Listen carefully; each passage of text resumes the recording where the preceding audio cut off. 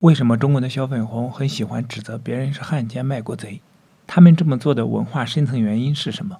中国人代际之间的听话是不是造成了几千年专制主义的原因？为什么中国的政治团体喜欢指责对方破坏团结？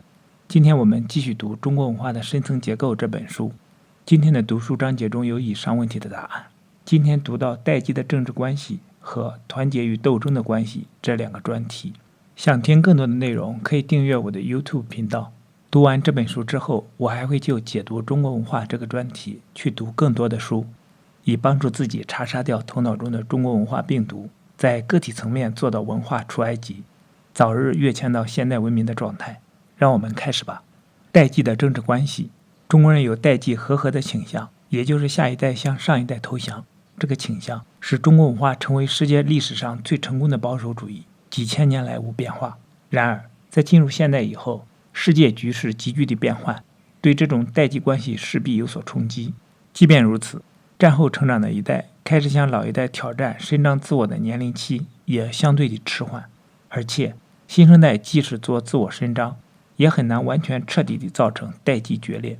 如今的中国人年轻一代又变成了被加强教育的一代，虽然因为信仰危机的缘故，自己的想法与牢骚比在文革时代多了，但是活力却大大不如文革时代。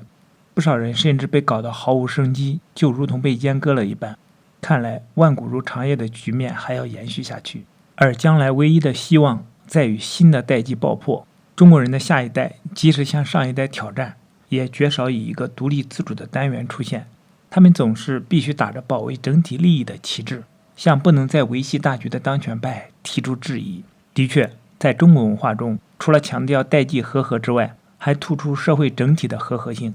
在这样一个强调和为贵的文化中，抽象的整体利益总是被认为优先于局部利益，前者往往被当作是义，后者最多被当作是利。因此，公然地伸张小集团甚至个人利益的人，就往往被社会各阶层公认为在争权夺利。团结与斗争的关系，中国人即使在造反时，也必须打着整体利益的旗号。因此，他们的政治理想就是团结。这个倾向造成了中国人只有和合不喜欢斗争的假象。事实上，在任何社群中，冲突总是不可避免的。中国人既然将冲突非法化，因此在平时就很少使用公开对抗的行动，在斗争的行为里，也很少敢于搞公然分裂，或首先搞分裂，而是倾向于用团结的方式去搞斗争。这种方式多半是与对方既搞团结又搞斗争。